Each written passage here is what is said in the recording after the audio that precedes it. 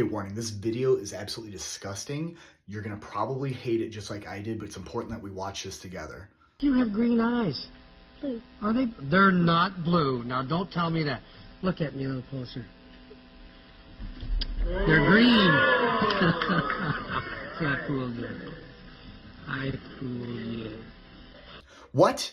Can you believe that just happened? He admits that he tricked this little girl and kisses her. If a man did that to a woman, that's assault. If a man went up to a woman and tricked her and just kissed her, she could call the police and have him arrested. But this is on air with an 11-year-old girl. What do you do when you're 11 years old for a date? Where do you go? What are some things you do?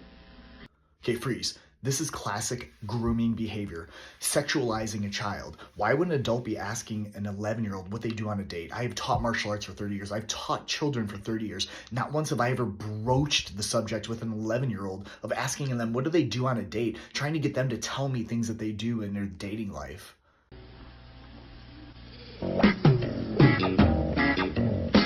You look like a young lady who likes to give lots of hugs and kisses out, do you? Eh? Not really. Not really. Can I have a hug and a kiss? I can't have one? Mm-mm. Even if I say and whisper in your ear that, Allison, you're gonna win the show, I still can't have a hug and a kiss? Well, I guess you can't win the show then, if I don't get a hug and a kiss. Yeah. Okay, this young girl says no with her head. She says no with her words. She turns away with her body language. Everything is screaming no, and he still persists on top of it. And this is another tactic that groomers will use, is manipulation. He says she won't win the show. That's no big deal. That's not the worst of it. Sometimes they threaten people's lives. They threaten your siblings' lives. They threaten your parents' lives. This is classic grooming tactics. You hear that? Yeah. You hear that?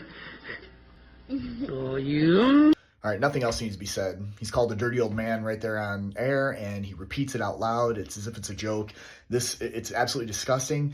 Denial is the enemy. 90% of abuse is done by somebody that you know, like, and trust. Coaches, priests, all kinds of people are out there in trusted positions, and we just allow this to happen. We need to look for red flags. Make sure you have the conversation with your kids that if anybody makes them feel uncomfortable, it's not okay, and you are there to support them and to put a stop to it. Support kids.